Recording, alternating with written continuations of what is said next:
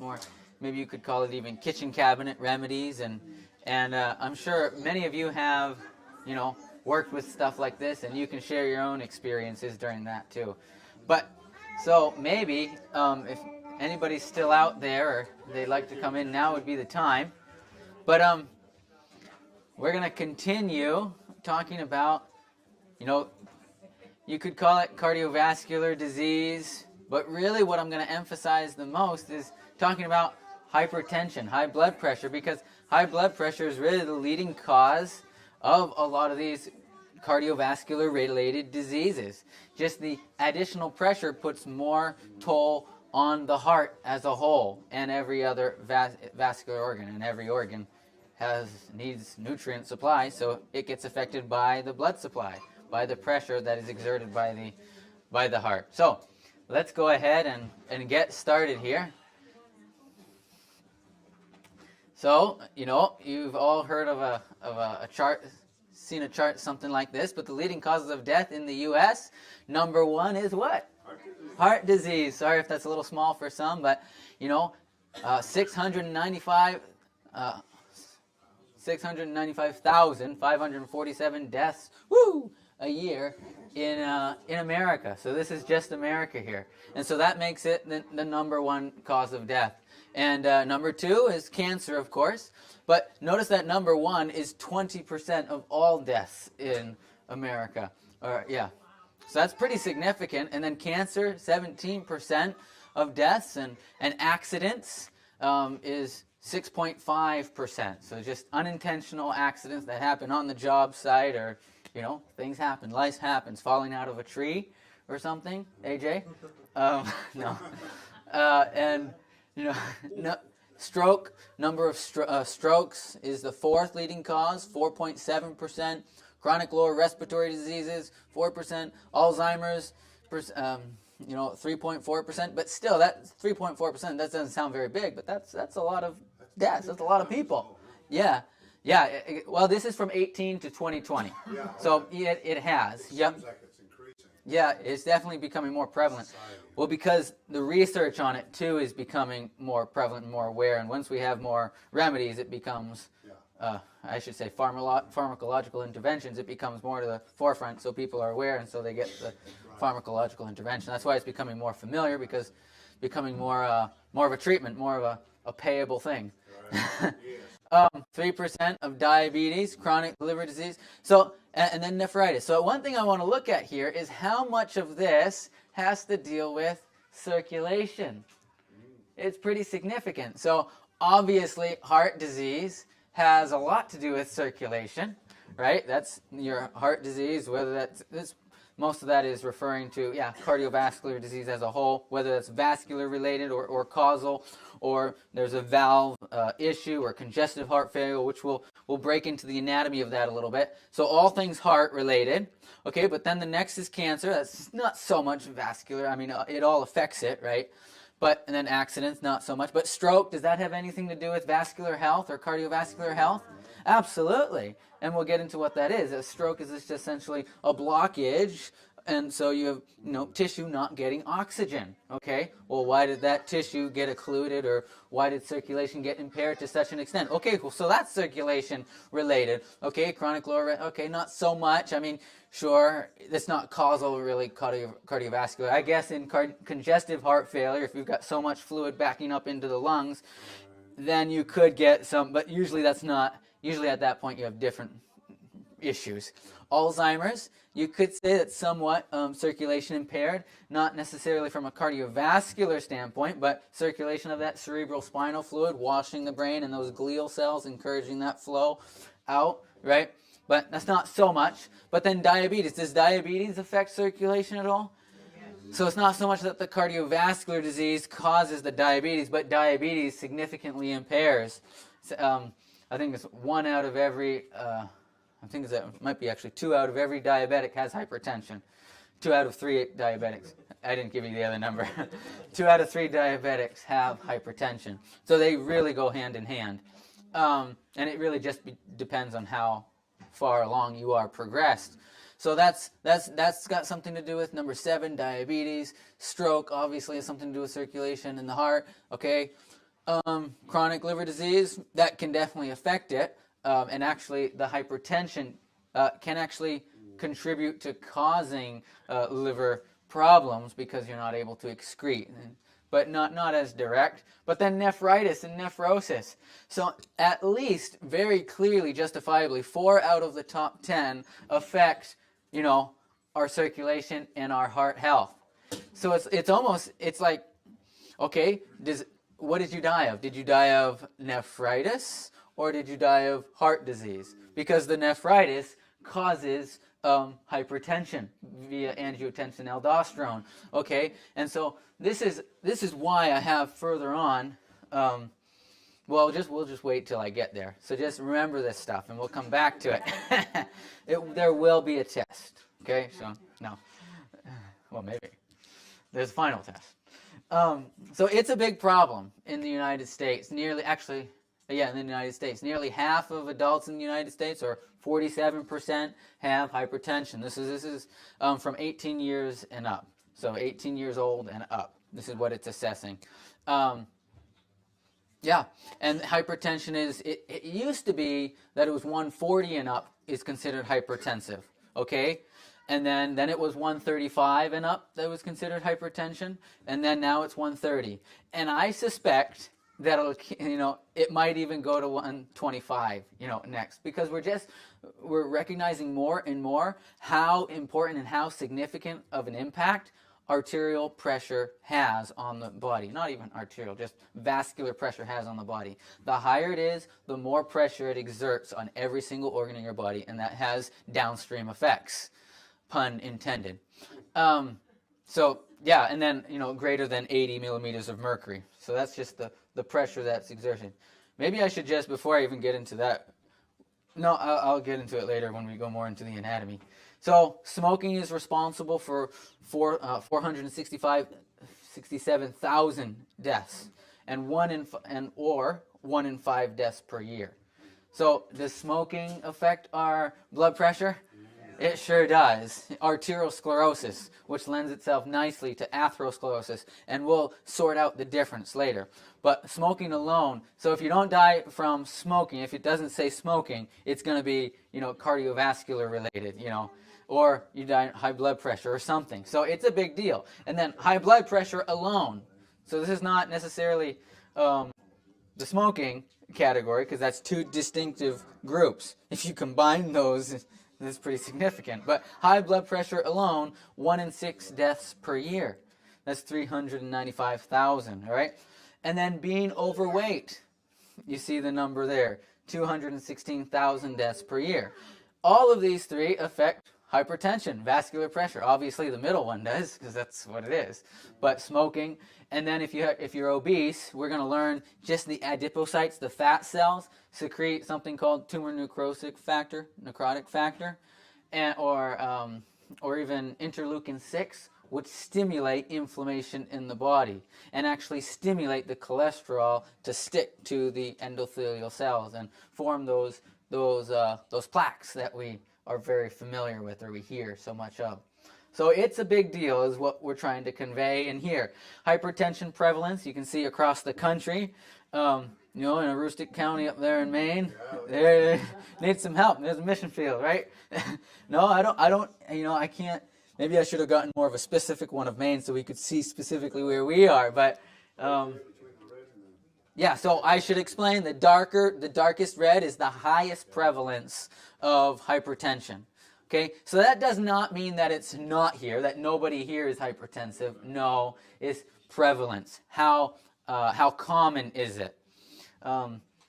Yeah, so it's a big deal, especially in this area, and this area especially is notorious for their high-fat steaks, deep fried foods. Exactly. Even if it is meat, it's not healthy. It's cooked in oil and fat. So, and we're going to get into a little bit of, cholesterol. You can't talk about cardiovascular health and not talk about cholesterol. And then also, that was looking more at United States, but the global burden of disease across the board, so the CDC, whatever you think of them, but the CDC did a study a while back. I think it was 2015. This is not that study. This is a Lancet study in 2021, more recent. But they said the biggest leading actual cause of death worldwide is hypertension. Now, I should sparse out what is cause of death and what is actual cause of death.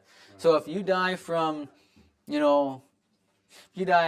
you go out on the road and a car hits you, your cause of death is you got hit by a car. COVID. Okay, right. Always, I have to admit something. No, I'm not going to admit it. All right, you said go ahead. Back when I was saying the causes of death, the 1, 2, 3, 4, 5, COVID was somewhere on there. Yeah. Okay? But those numbers, as we know, were deeply wrong, and they came out. So I just took it out. I just took it out. You notice there was 9 there, not 10. Yes. Maybe it might be in there, but it wasn't where it said it was.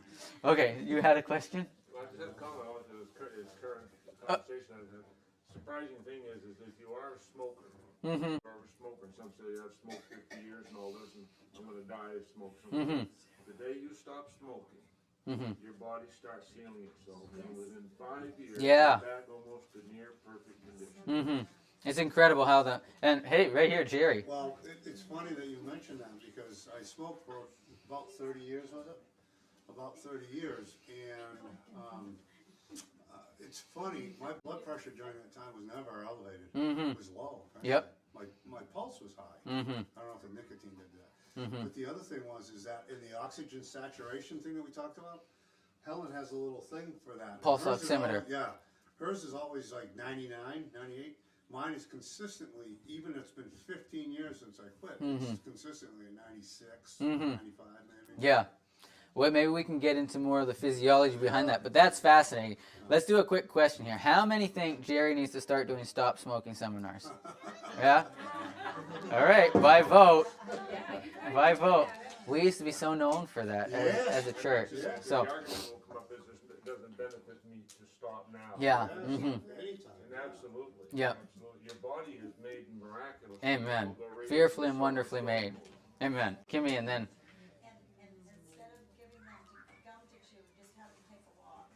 Yeah, there's a variety of things that you can do. I actually have the PowerPoints for that you could look at. But yeah. So anyway, so I was talking about actual cause and cause. So if let's say smoking, for example, since that's what we're on, and somebody dies from lung cancer or something, or infection in the lungs, they might say, they died from lung infection, or they might die from lung cancer. And the cause of their death would be the lung cancer, but the actual cause of their death would be the smoking, what the biggest contributing factor is that they determine. And so the actual cause of death worldwide, global burden of disease control, is hypertension. So it might be manifested as, an aneurysm or a stroke to the brain, or a heart attack, a stroke to the heart essentially, but the actual cause was hypertension. So you understand the difference? So he died of a heart attack, but it was actually what caused the heart attack was hypertension. So that's the actual cause of death. What they think is so that's the leading cause of death worldwide. So if we can help people with high blood pressure, we can help people with potentially at least 4 of those main causes of death in America and worldwide. So that's a big deal. So I love this quote here. The life is in the blood. We went over this a little earlier, but for the life of the flesh is in the blood. Leviticus 17:11. Oh, I don't have the other one. Oh, I'm tempted to go get it. I'm going to go get it. Hang in there, guys. If I have it right here. Because it's so good. I thought I brought it into there.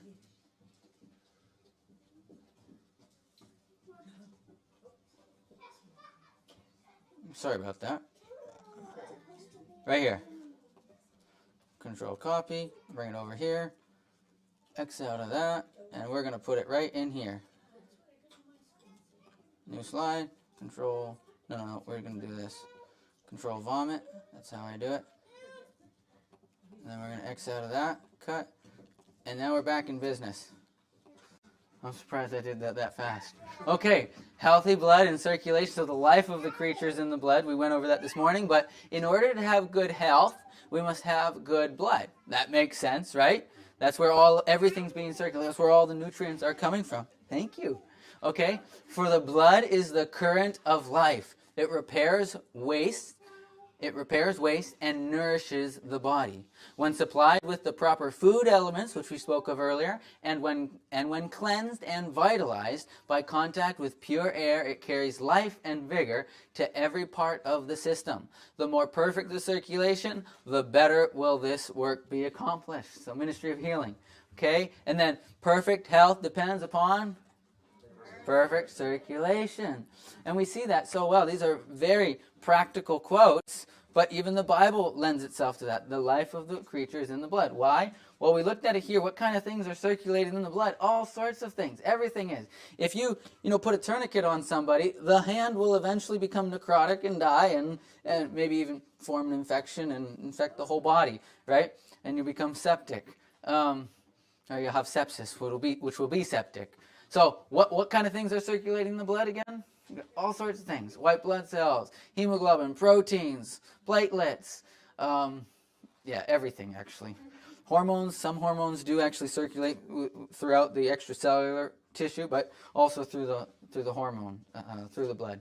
So without the blood, you're everything. Nothing is there. Okay, so it is really crucial to focus on the blood and the circulation of the blood. So loading the blood with the proper nutrients and then getting that to the proper area, right? So if your toe doesn't receive circulation, it's going to die. If your legs have poor circulation, your nerves aren't going to get the circulation that they need, and they're going to start to decline in function. We call that neuropathy, all right? Diabetic neuropathy is just caused because diabetics, that insulin or high insulin levels and the high glucose levels form arteriosclerosis, and then that lends to poor circulation to the legs, and then you get the neuropathy. We'll come into that more. But before we go forward, we should look at a little anatomy so we have at least a little understanding of what's taking place. I put that picture up, but let's use this one. This seems to be more straightforward. So what happens even before that, let's go here first.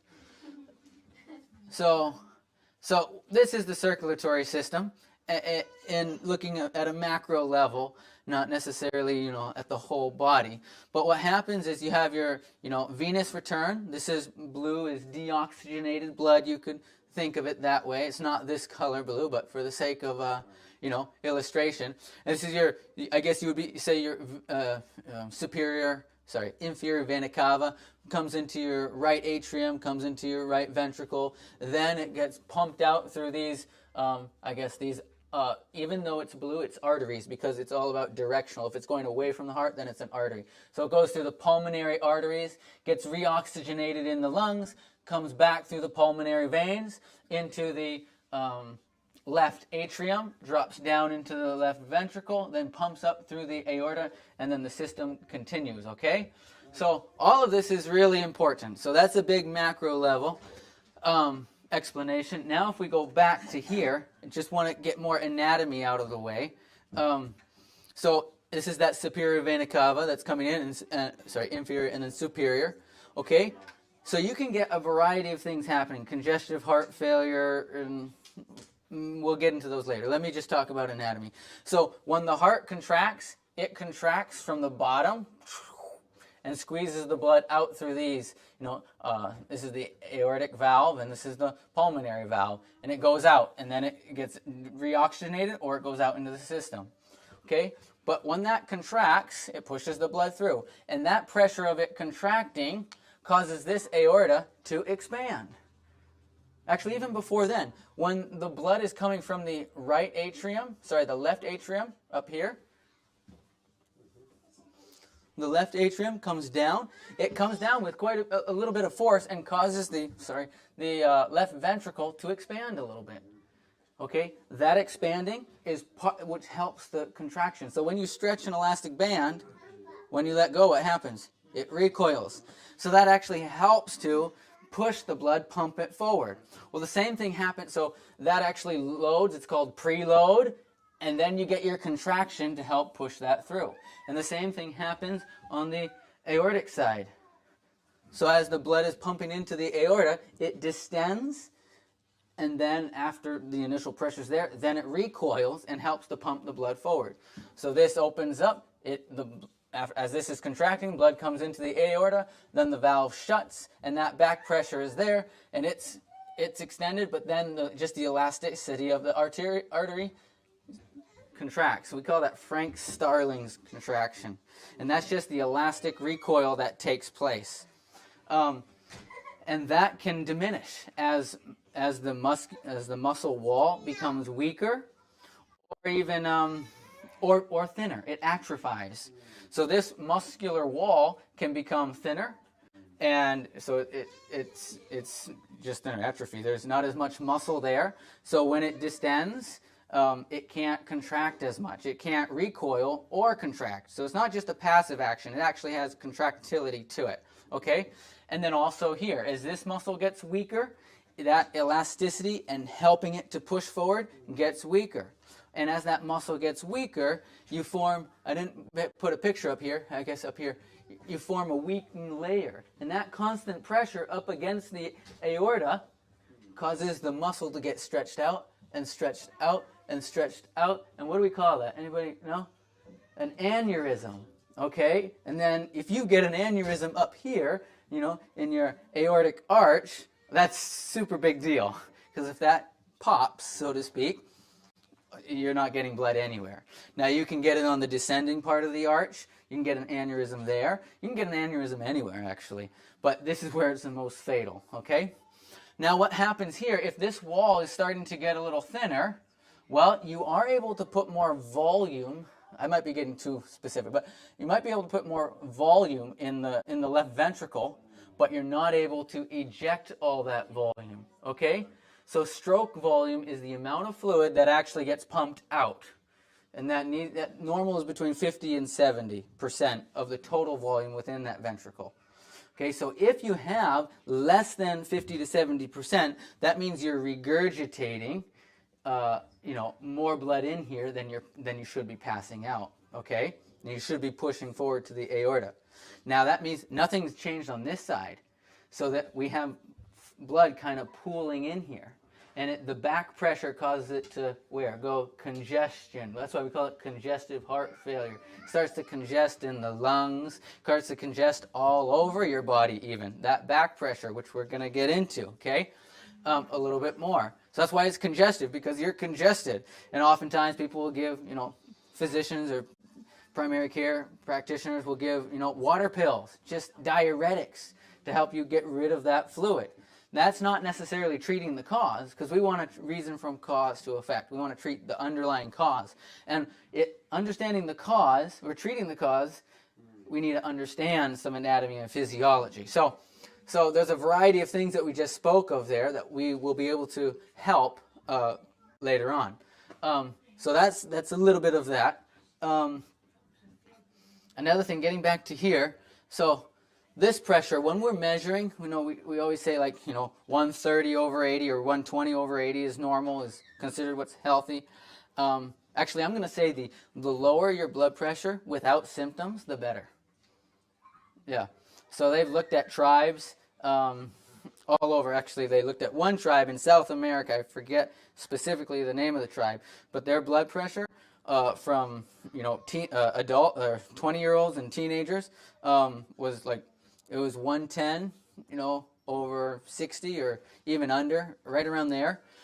And then even for the 70-year-olds, it was 110 over 60. So it never changed. Oftentimes we hear, your blood pressure just gets higher and higher with age. It's age-related.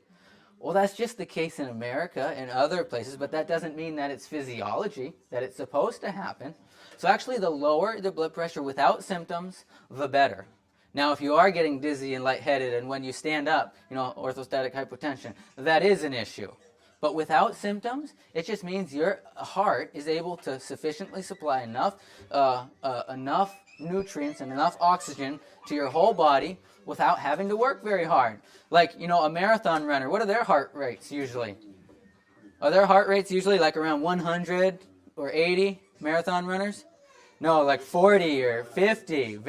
Because it's not that they're dying, it's that they're just so efficient. Their hearts are very good at pumping the blood, and they probably have good blood, not very viscous, not very thick.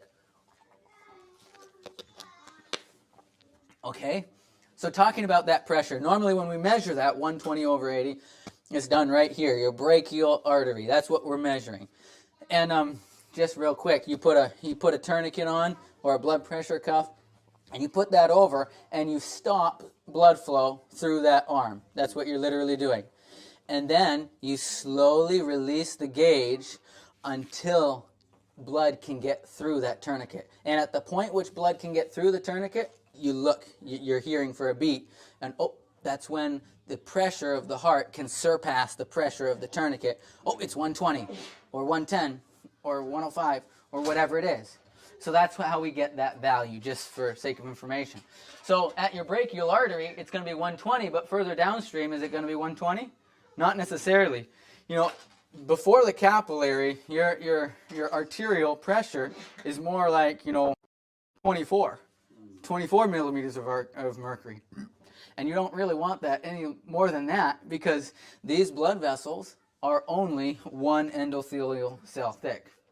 Let's get to here real quick. So you can see this, the thickness, this is an artery, the thickness of this arterial wall is pretty thick compared to this vein, because it's a higher pressure system.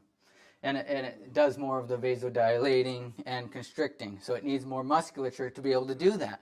But check right here. This is the capillary, where actually your oxygen and your nutrient perfusion takes place. And so that's only one cell thick. Imagine putting 120 millimeters of mercury through that hose. Different hoses have different PSI ratings. You exceed it, it bursts, right? So this one would burst. Well, quite literally, you increase the pressure to an extent, and you burst those arteries. And as we were mentioning before, the eyes are very small, just like many other, but particularly the eyes are very sensitive. And people will start to go blind because of high hypertension, high blood pressure. Because those tiny blood vessels in your eyes, you can even look with an ophthalmoscope, there's bloody spatches in the eye, bloody spots. And some allergies coming in. So that happens, and people go blind. So we call that malignant hypertension. That's not such a big thing anymore. In the 1940s and before it was, but praise the Lord, there are some pharmacological interventions that will lower your blood pressure, but you don't need to stay on them by God's grace. But they're there, and they'll take it down so you don't get that malignant hypertension. The malignant doesn't mean that it's cancerous at all. It's just that the morbidity was so high, and it was so, once you had it, it was it. And then a guy by the name of, anybody know Dr. Walter Kempner? Okay. He was the first one ever, this was huge, to be able to work with people with malignant hypertension, people going blind because of their high blood pressure. And he did it, and I'm not going to say this is the ideal, but this is what he did it with. He was known as the rice man, the rice doctor. He just gave people a diet of white rice and grapes. That's all they ate. That's all they ate when they came, and they called like his, center, the Rice House. And I think it was, did he work with, I'm trying to remember the university. Cambridge? No, it wasn't Cambridge. But anyway, a well-known university hospital, and that's where he practiced. But we can understand from the rice and grapes the simplicity of it, and right, there are things that we can improve on that, but that's what he did, and he was the first person to ever do that. And then shortly after, they came up with blood pressure lowering medications, and we just abandoned all dietary approaches altogether, which was not the direction to go. Okay, but we're going to look more into that as we go. But notice also what is another difference you can see between the artery and the vein? What is one big anatomical structure that is not there in the artery? There's a valve there. Yeah, very good. You can see it more clearly right here. These valves are very important in the veins. Since I didn't get to this side actually. So we're dealing with 24 millimeters of mercury here, and then as we go across, we come to maybe 4 millimeters of mercury. So how does the blood continue to get back up to the heart? Well, it does get larger as you go upstream here. So as more of these capillary beds are coming together and more things are feeding into it, the pressure does come back up till we get around 60 or 80 millimeters of mercury as they're going up. But how does that pressure continue to build? Well, it's these valves right here. And that they're one-way valves. So blood gets pumped through, and then the one-way valves close. And then the next beat or contraction or whatever pressure, it's not so much the next beat, because at this point you don't see that. It's just a constant flow. Why is it a constant flow? It's because of that. Whenever the heart contracts, the aorta absorbs that, Frank Stahl mechanism, Stahl contraction, absorbs that, and then it contracts. So the blood is actually always flowing evenly.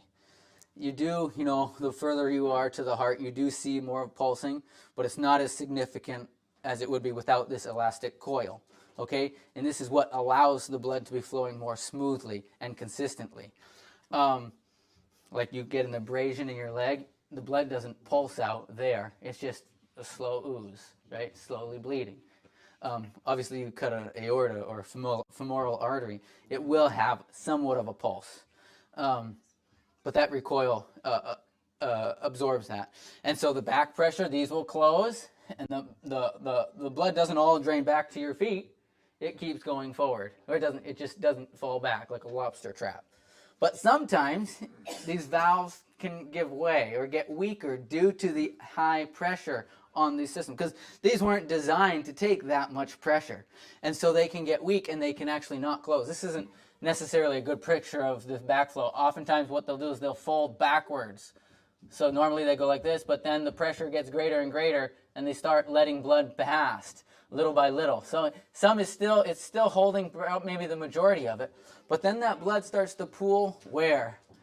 Oh, in your legs. And then that blood, that fluid, starts to ooze out into your extracellular fluid, and then you have something called edema, or maybe due to dysfunction of these valves, you get what are those veins? Varicose veins. Thank you.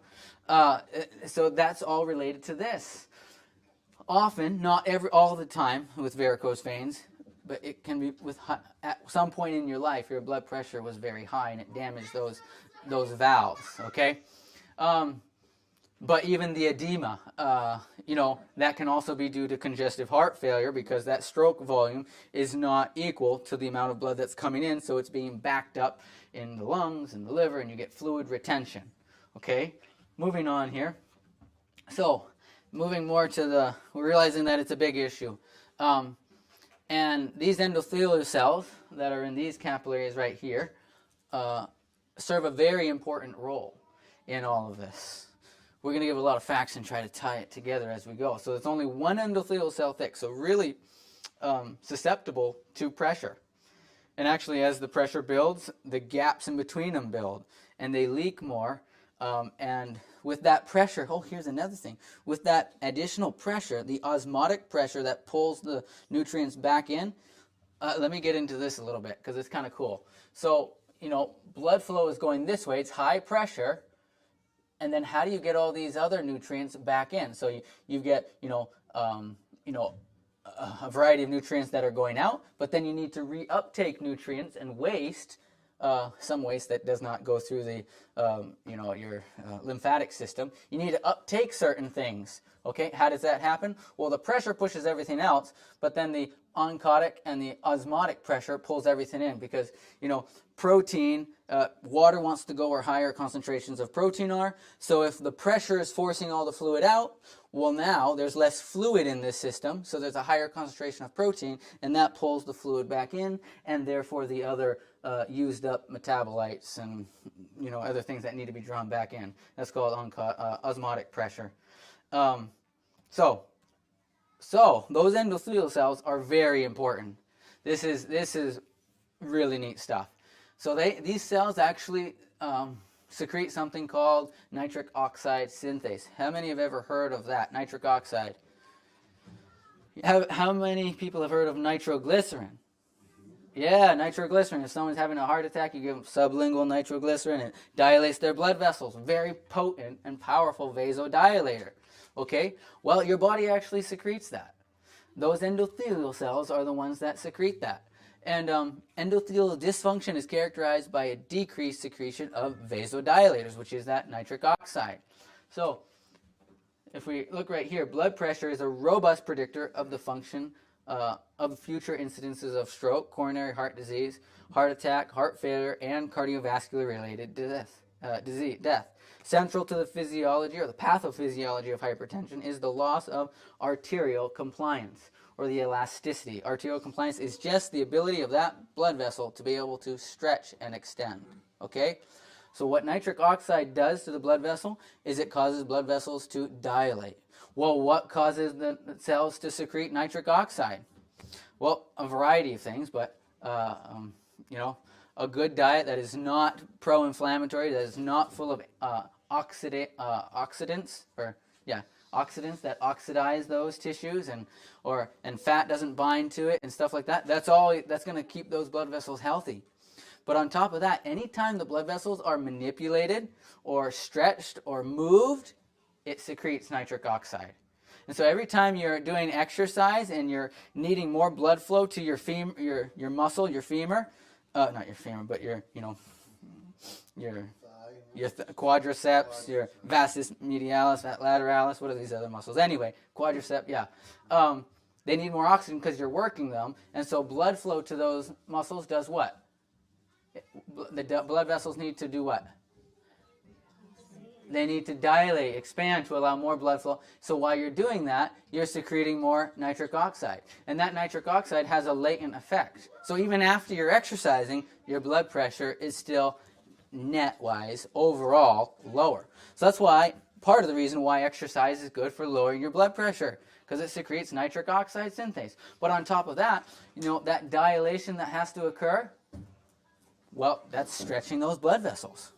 If you never have to call for more blood, that means your blood vessels never need to dilate. Well, then your blood vessels are never going to change their diameter. And so, this is our normal. And if you don't use it, you lose it. You lose the capacity to dilate. Okay?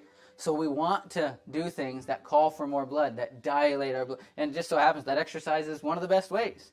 But another way is hydrotherapy, putting your hands in hot water, dilating. You're stretching the vasculature. I like to call it vascular gymnastics. And you're also stimulating nitric oxide synthase. So really neat stuff. Probably as far as the treatment modality, one of the best, other than lifestyle, the treatment would be hydrotherapy to some extent. From a contrast perspective. Okay, so arteriosclerosis and atherosclerosis. What's the difference? Well, one is just hardening of the artery, and one is hardening of the artery and plaque buildup within that arterial wall. Okay, and you notice both. I should have had a normal here. Both. So a normal, the lumen, the inside diameter of the hole, you could say, the ID as we call it when we're talking about hoses and stuff, is narrower. But in the lumen of a healthy one, it's actually much bigger. So these are already kind of constricted, and there's scar tissue, and they're hardening of the blood vessel walls. So these blood vessel walls are not very compliant. Their vascular compliance is not very good. They're not very stretchable or flexible. Okay? So when you need to go for a run, you're going to get tired very soon because your blood vessels can't dilate to allow more blood flow to get to your muscle cells in your femur. Sorry, I keep calling it femur. Femur is the bone. But your quadricep, okay? So that makes sense, right? And so you're going to, I can't run anymore, or I'm too tired. Well, if that same thing happens to your heart, you get heart pain. You know the coronary arteries that feed your heart muscle so it can contract? If your heart is working harder because you're running, your heart muscle needs more oxygen, needs more ATP, needs more whatever, all the things that it needs, right? Okay? So it needs all those things, but if you can't sustain it, well, then you're going to start getting chest pain, and it's going to hurt your heart, and you're going to feel like an elephant is sitting on your chest. Well, we're going to potentially speak more of that. Well, now that's that. Okay, you can't actually extend, you can't actually expand, you can't dilate those blood vessels. Atherosclerosis it can have similar issues, but often it's due to fat buildup, or more specifically, we call it low density lipoproteins, which is also known as just LDL cholesterol or bad cholesterol, right? You know, your saturated fats, all of that, your animal fats. Actually, there's only you only find LDL in animal fats. You don't find cholesterol, period, in animals. There's no cholesterol in plants. Okay, but this we can make all the cholesterol our body needs. We don't get cholesterol from plants, but we get the building stearates that we need to build those. So anyway, so we get the straight LDL, we get the straight fat, and that binds to that wall. It actually starts, usually there's a weakening point in the arterial lining. We'll just read this. So this is the dominant theory. Elevated LDL, the more of it, the worse, irritates the lining of the blood vessel walls and triggers an immune response that does more harm to the lining of the blood vessel than good. So coming back to here, so this is your normal blood vessel. And then there's maybe some kind of scar or some kind of wound. It doesn't necessarily need to be, but sometimes there is, because it can happen on top or inside that first membrane of the intima is what they call it, of your blood vessel. And then cholesterol, LDL, starts getting packed in there, okay? And then that's not normal. So your immune cells, your white blood cells and basophils and other T cells start getting in there, and then they start forming an infection, not an infection, but they start building up pus and stuff, and it starts becoming an area where actually later on it'll show a better picture of that. But then that can implode, that can explode, and then part of that plaque can go and occlude somewhere else. But if that doesn't happen and plaque is just building up, or the cholesterol is just building up, it just forms and connects on the intima, or the endothelial cells and in the intima of your artery, and you start narrowing the lumen. Is that going to do anything to circulation? Yeah, you're going to have significantly decreased ability to have blood volume flow through. And oftentimes, I forget at what percentage, but you can have 70% occlusion, and during normal activity, you won't know it. You're not going to know it until you go for something that exerts yourself. I say a run, but it doesn't even have to be a run. Anything that's calling for more blood flow, and your blood vessels are kind of try to dilate, but they can't because of the fat, and they can't because of the arteriosclerosis and the inflammation. So that's an issue, okay? So how can we prevent this? We'll go, how can we prevent it? Then how can we resolve it? Okay, we'll cause both of those things. And then narrowed artery becomes blocked by a blood clot or anything, or an exploded, a ruptured plaque can go and dislodge and clog, where two arteries, bifurcate. So you have a main trunk, and then they bifurcate into two. These become narrower in diameter. The lumen is smaller. So if you have a clot or an erupted piece of cholesterol or plaque, it can include one of those, and we call that a stroke. If whatever's downstream, if it was in your brain, a stroke. If it's in your heart attack, depending on where it's supplied. That can happen anywhere, but where it has the biggest consequences is in your heart and your brain. Okay? And the location is really what dictates the name of it. Right here is a great example of what I was talking about. So the cholesterol starts to form in here. That cholesterol starts to kill some of the intima, some of the muscle actually starts to get necrotic and stuff. And then that dead tissue is there, and that's actually what kind of erupts. And that's what the white blood cells are trying to resolve. Then it erupts. These are all white blood cells. Macrophages, a variety of things, and that explodes, and this can happen on the outside, and then it can push into the wall, obstructing flow, and then it can implode and break off. So one of the causes of atherosclerosis can be the LDL binding, and that can just stick because it's very sticky stuff, right? So if you have high LDL compared to HDL is what takes care of that, gets rid of that, keeps everything in balance, binds to that LDL, and takes it to your liver, takes it and excretes it, okay? And metabolizes it or just gets rid of it.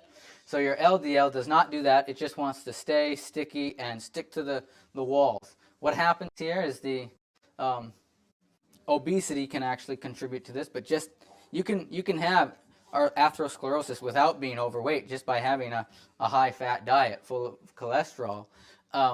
That can stick on its own. But combined with obesity, what happens here is the adipocytes, what we were speaking of earlier, can synthesize cytokines such as tumor necrotic factor alpha and interleukin-6. And these actually cause are pro-inflammatory molecules.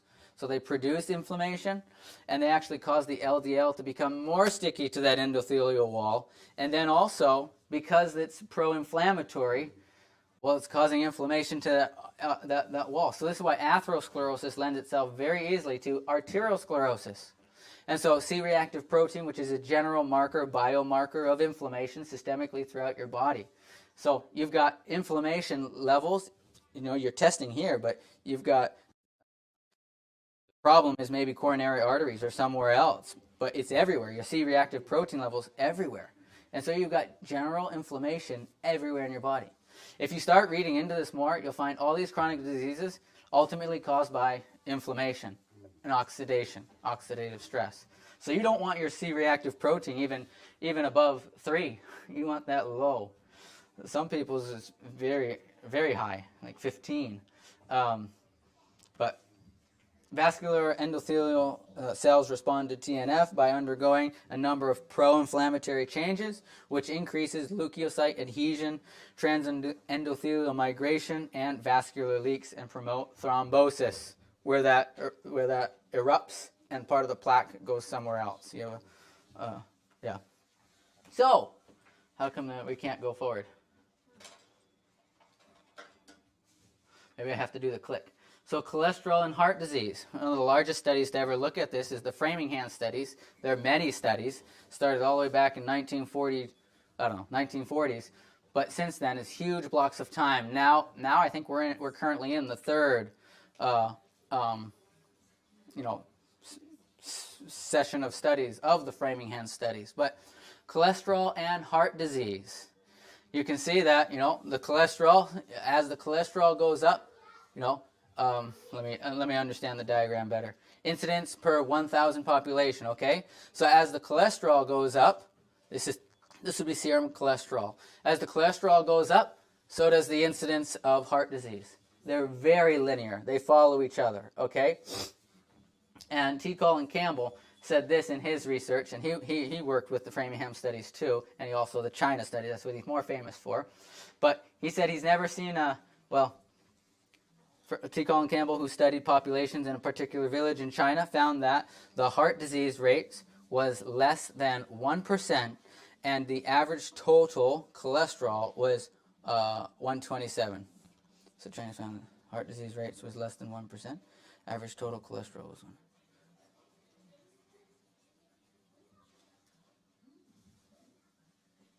Okay, so in those who had only 1% rates of heart disease, their cholesterol was 127.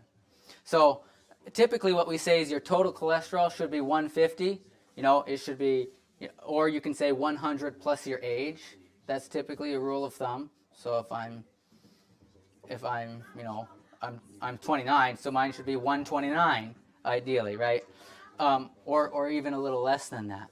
Okay, but in those that had a cholesterol level of 127, there was 1% chance of heart disease.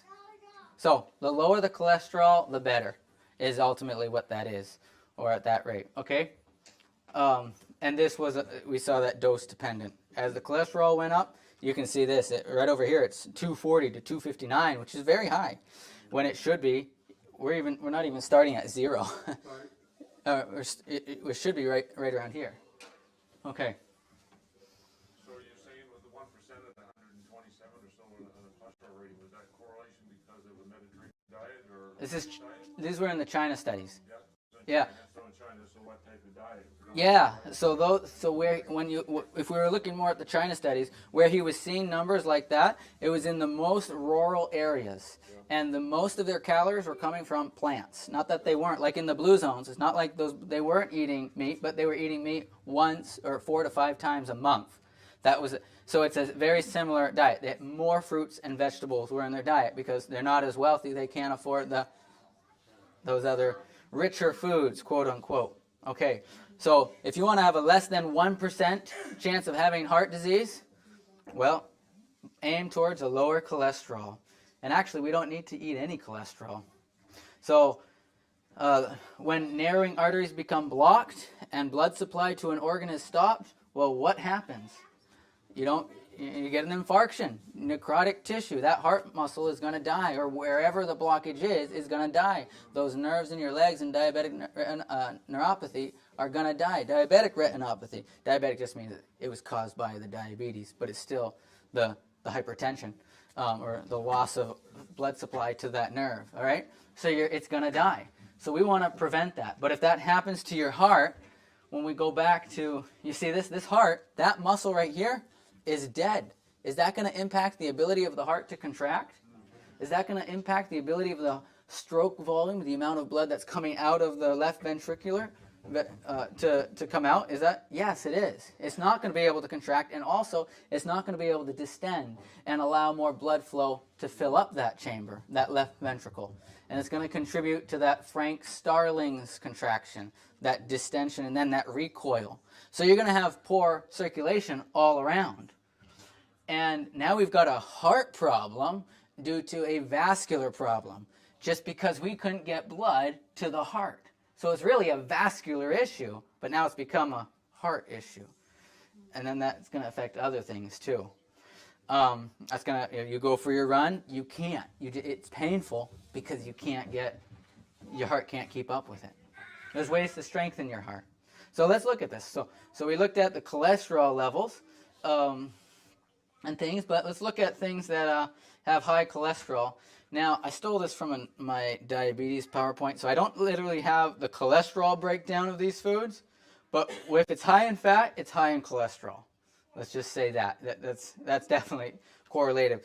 Cholesterol is a form of fat. It's just it's low density lipoprotein, and VLDL, very low density lipoprotein. So just when it's high in fat, it's saturated fat because you need to cook it. Even if you're eating it raw, there's a degree of saturation to it already just because it's been metabolized by the animal. All right, so chicken, even lean chicken, 19 grams of fat. Beef, and you can look on the protein content. The protein alone can cause damage, but we're emphasizing the fat in this case. Beef, even lean and fat, 43. So it's not a real significant difference with the beef. Some people, I've got the lean beef, and they think it's less fatty. Actually, it's not. It's just as much fat. Large shrimp, 3 grams of fat, so not a lot of fat there. Salmon, 13.44 grams.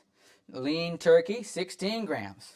So, those numbers don't sound very much, but who eats just a gram of, I don't know the serving size there, but it's a very small portion size. What is it? 8 ounces up at the top. Okay, thank you.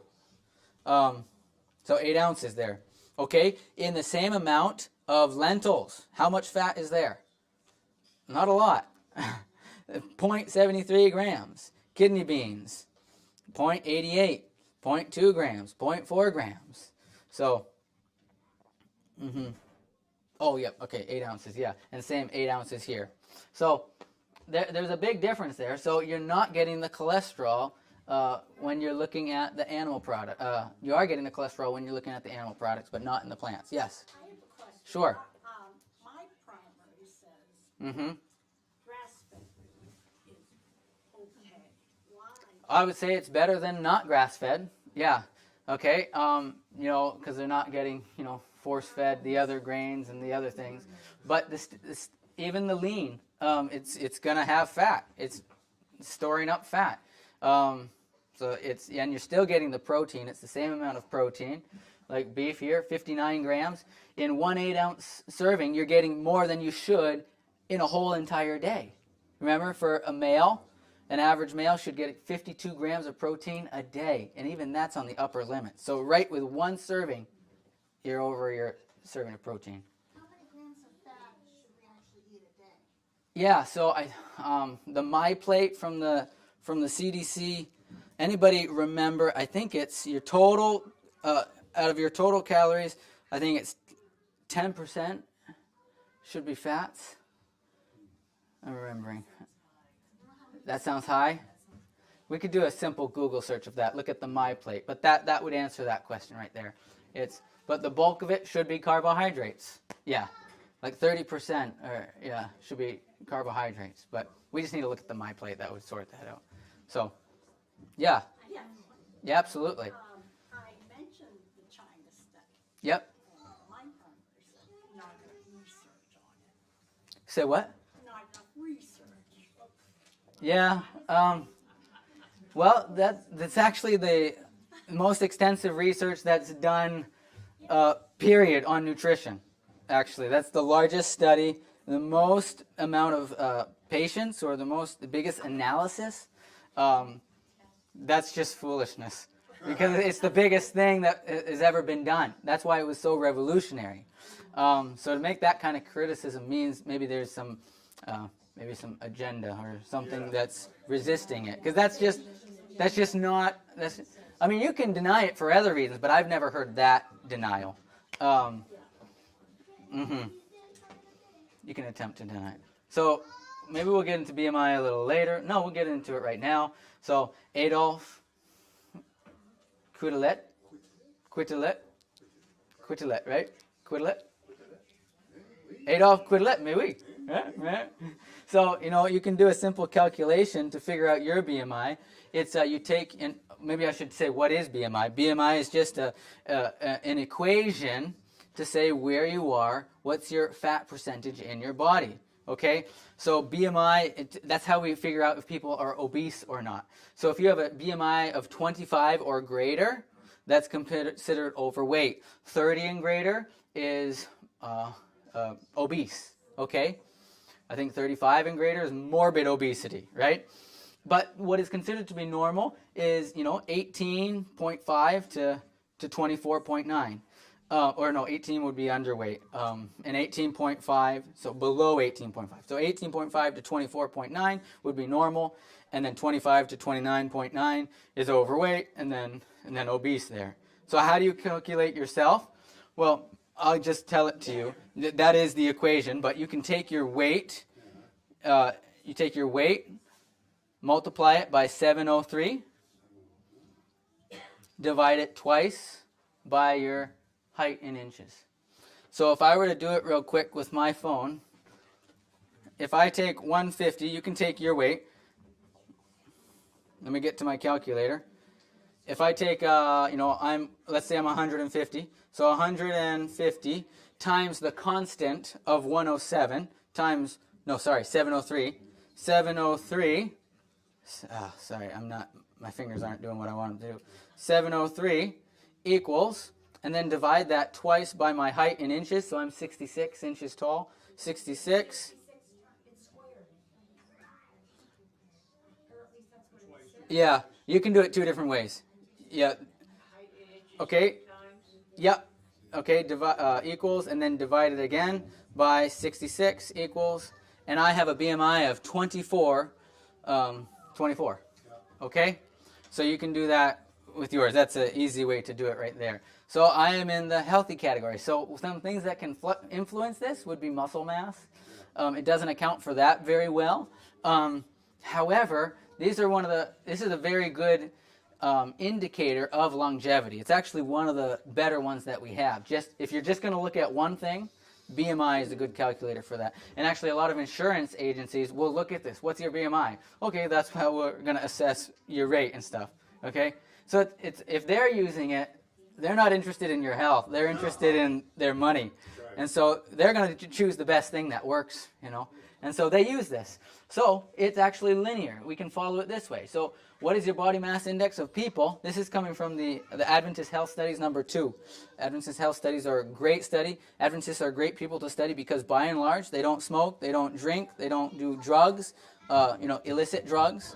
And so it really makes a good control of omnivores, of vegans, of what are those who don't eat fish or eat fish but not meat? Pescatarians. So it makes a good selection, a study group for that. And so people of all stripes, of all scientific backgrounds, love studying Adventists because it makes a great control. They don't need a control for those things. So meat eaters, omnivores, on average, their BMI is 28.8. And these are the average, okay? What are considered healthy people, I should say. These are not necessarily disease-ridden people. These are quote-unquote healthy people. Flexitarians, they eat meat 2 to 3 times per week. 27.3 is their BMI, body mass index. Lacto-ovo-vegetarian. So the only ones that actually fall between healthy BMI are those that are plant or vegan or plant-based, okay? So this is on average. Doesn't mean that everybody that is not plant-based is not, it doesn't have a good BMI. But, yeah. So, the largest study ever to compare the rates of diabetes. All right, it's just the notes that I was reading. So, cholesterol in foods. This is where I have a breakdown of the cholesterol. Beef, very high. Chicken, very high. Look at the potatoes. How much cholesterol in potatoes? We've heard a lot of bad things about potatoes, unfortunately, in the past. There was a guy, a potato farmer, that got so fed up with, we can't eat potatoes, too much starch, and all this. That got so fed up with that, he ate nothing but potatoes for an entire year, and he was healthy. He was perfectly fine. But he just wanted to, and he went and documented it and everything, and he's just like, it's not bad. And it's not. Dr. John McDougall, anybody heard of him? He's the potato guy, right? Oftentimes people survive during famines just on potatoes because they keep well. So, potatoes, no cholesterol. That's what we're emphasizing here. Beans, no cholesterol. Corn, no cholesterol. Brown, there's no cholesterol in plant foods. We can make the cholesterol. Our body can make the cholesterol it needs, but it doesn't come to us as cholesterol. Fatty acid composition of various oils. I'm not going to go into too depth on this, but, the turquoise or the light blue is the saturated. Hey, Andrea, the polyunsaturated is the darker blue, and monounsaturated is the red. So butter, animal butter, is going to be high in saturated fats. That's where your cholesterol is going to be. Chicken fat, you can see that it's 50%. But then we jump into these other oils. These are saturated. Now, they're plant oils, so they're not going to be having cholesterol in them, but they're still saturated oils, and they still can cause oxidation, okay? So your soybean oil, compared to your animal oils and animal fats, significantly less. Olive oil still is saturated because in the process of making it, you're mixing it with oxygen, and that's where it's becoming saturated. And sometimes, especially when you cook with it, you're saturating even more of it. So, but anyway, we were talking about this earlier. Atherosclerotic plaques. How does that form? I should have put this closer to there. Inflammation and atherosclerosis. Atherosclerosis, formerly considered a bland lipid storage disease, didn't really cause anything, just keeping it there. No, that's not actually the case. It actually involves an ongoing inflammatory response. We looked at the TNF-alpha and the interleukin-6, which cause inflammation, especially when combined with adipocytes, fat cells. And so the inflammatory response. Recent advances in basic science have established a fundamental role for inflammation in mediating all stages of this disease from initiation through progression, and ultimately a thrombotic complication of atherosclerosis, where it actually ruptures and breaks off and then occludes at some narrower part. So if you want, these are the 12 steps that they break down, a retention of LDL, so you're not able to excrete it because your HDL to LDL balance is off, and your HDL cannot bind with the LDL and get rid of it. Very low density lipoproteins, even worse, it's more sticky. You get oxidation of that. And then that oxidation attracts macrophages, which form that, that eventually that plaque, which is going to rupture. And as those macrophages are engulfing and stuff, it's building up, and then it's eventually going to implode, or explode would be better, rupture. Foam cells are produced. Those foam cells add to that material that's going to rupture. Yeah, and then the scar tissue can form over it and stuff. We're just going to keep going. But, so these are the signs of a variety of things. But I want to go back to here and talk about these things a little bit. Oh, something we didn't mention is this. So these nephrons, this is they call this the silent killer. Kidney disease is the silent killer because you don't often die from nephritis or kidney disease. You die from the hypertension that the kidney disease produces. So as blood is being pumped into the nephron to get filtered out and to make urea, right? Get rid of that urea, because you can't have elevated levels of urea in your body. It's not that it's urine, it's urea at that point.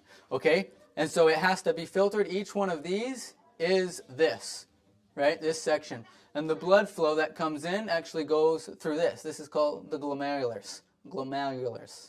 And the glomerular filtration rate. So blood flows through that and then out. And it passes through some filters like the strainer. But what happens is those strainers can get damaged due to protein being forced through them, and scar tissue forms to fix the strainer. And then if you have enough scar tissue forming there, you have an inadequate strainer. And so your glomerular filtration rate has to stay at a constant value.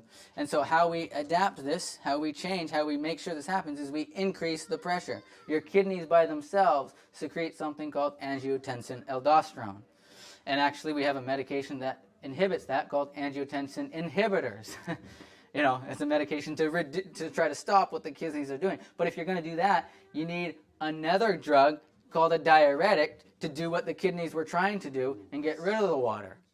Well, we could just eliminate 2 drugs right there. There's many that are often added on to treat the side effects, but just helping to reduce the blood pressure. And so many cases, you can reduce blood pressure just by drinking water. Like, if this were the go-to, any hypertensive situation, I'm not going to give a number because I can't. I don't have a study, but it would significantly improve. Why? Well, the blood is automatically that much easier to pump through the body. And then the next thing would be exercise. Getting those blood vessels moving. We're stretching the vasculature. Just like you need to stretch your skeletal muscle, you need to stretch your vascular muscle. The only way you're going to stretch it is by doing hot and cold treatments or by exercising. Increasing the demand. Increasing the demand of blood required in a certain area, then the volume, it needs to be increased there, so you're going to dilate the blood vessels to get the blood there. And you're going to increase the pressure, so they need to be able to withstand that. So it's good exercise for your vasculature. Another big thing you can do is just get rid of anything that's going to oxidize, anything that's going to cause inflammation. So smoking, cigarette smoke, nicotine, that's very inflammatory. Even these vaping, that's pro-inflammatory and causes other issues too. Pretty much any pollutant will cause inflammation, okay? But then even more than that, I'm not going to say more, but in addition to that, fat. Saturated fat. We just looked at an entire thing of atherosclerosis, all right? How that can form hardening of the arteries, but then even occlude, the lumen, block the amount of volume that can flow through the lumen. Well, and then if you're doing that, it's not that the fat is nice and flexible. No, it causes inflammation. So therefore, it not only are you occluding the flow, the lumen, closing the lumen, but now you're restricting the ability to constrict and dilate. So it's like, well, then how do we resolve that? Well, we stop eating the cause.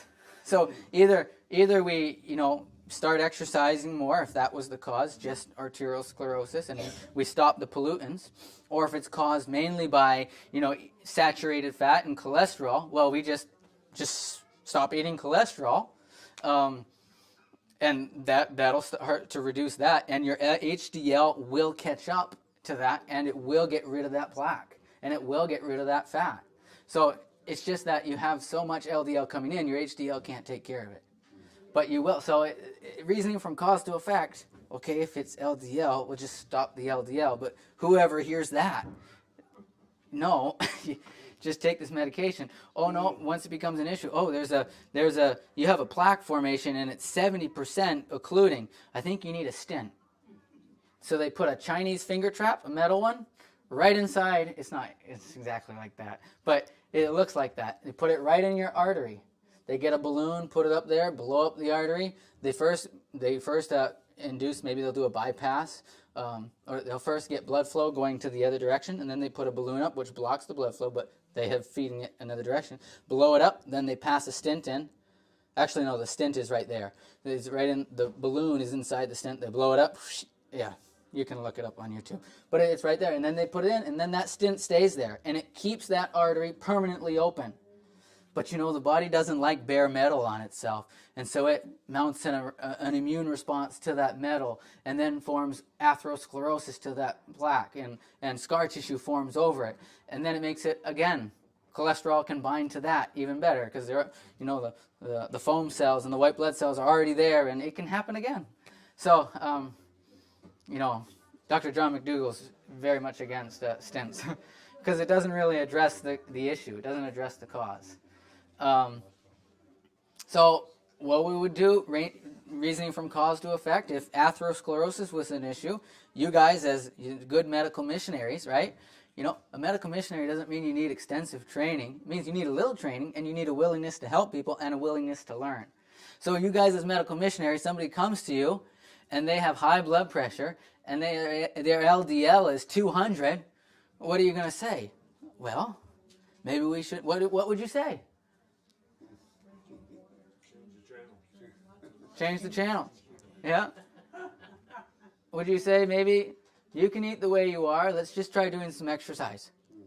What would you say? Is that reasoning from cause to effect? Actually, the exercise is not reasoning from cause to effect. Telling them to do exercise is a good idea, but it's not the cause of their high blood pressure, probably, with an LDL of 200. So what would you say? Looking for someone to say the obvious. Change your diet. Change your diet. Get rid of the cholesterol. That's what's causing it. Yeah, Kimmy. Also, are you going to touch on the sugar heart disease? Well, sugar alone can cause, sugar alone. So one of the reasons why the body does not like high levels of glucose in the body, and it has the pancreas there, the beta cells in the pancreas to secrete something called insulin, is to get that blood sugar level down, that spike in blood sugar level. Well, that alone can cause oxidation and inflammation. So just having chronic high blood sugar levels causes arteriosclerosis. Not necessarily atherosclerosis, but arteriosclerosis will lead to atherosclerosis, because it just makes an easier point at which to bind to the wall of the artery. And so that alone, so having that, that's why diabetes, hypertension follows diabetes, because of that chronic high levels of glucose, and the insulin, high levels of insulin even causes that inflammation. Somebody back there. How do you feel about coconut oil? Every time somebody asks me that. I think if you're on a disease recovery diet, I think probably, especially if you have cardiovascular related diseases, probably the best thing, and this is what Dr. Esselstyn would say, and Neil Nedley, and I don't think Neil Nedley would necessarily, maybe he might, but Neil Bernard, that's who I was thinking of, Dr. Neil Bernard, would say no oils for you. Okay. That doesn't mean that everybody should not be eating any oils ever. Maybe Esselstyn would say that. But he would say eat nuts in moderation, but not just, refined oils. But for me, definitely, for me, I'm a little bit more liberal, I guess. You don't usually hear that and me in the same phrase too often, but in that sense, I'm a little bit more lax. I think you can eat some olive oil. I think you can cook with some oils a little bit, but don't go crazy on that. Maybe Marie's got more education on that. There's a difference between if you have a life-threatening disease Yeah. that you're trying to deal with, and whether you're trying to live a long-term healthy lifestyle. Mm-hmm. So yes, if you're in danger of a heart attack, by all means you need to go on a very strict diet Mm-hmm. in order to turn the table. That's what I was trying to say, but she said it much more eloquently and simply. But the idea is this: if somebody has diabetes and had it for 30 years, you're going to need to take more drastic measures to reverse all the damage that you've caused here. And not that it's impossible, but and really, I've seen this happen. Somebody can turn their diabetes around in 17 or less days, depending on a variety of factors, or it can take them a long time. How strict do they want to be with themselves? And I try to tend to, if somebody can be really strict, cool. If they can't, I want them to sustain whatever positive change they can do. Whatever change you can do that you can sustain, start with that. Okay, yeah. How about with the generalized comment of this is that you would benefit by going with olive oil and replacing your butters with it, and that olive oil is good for the heart. And look at the Italians, which often use olive oil. Fat fiction. It would definitely be better. Now, Esselstyn would say the best is just to get rid of it altogether. Dr. Esselstyn, who's a cardiologist and at the foremost front of this field. The saturated fat as well. Yeah. And whenever you cook, even with olive oil and stuff, it becomes saturated.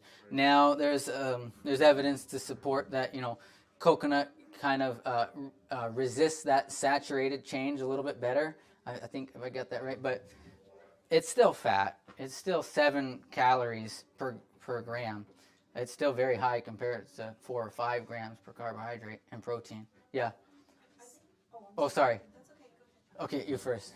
I think it's important for people to know that if they are in a critical situation with their health, taking a pill instead of fixing it is so much more important, or having a stent or a heart surgery. If you can change it with just the food you put in your mouth, which one is more drastic? Yeah.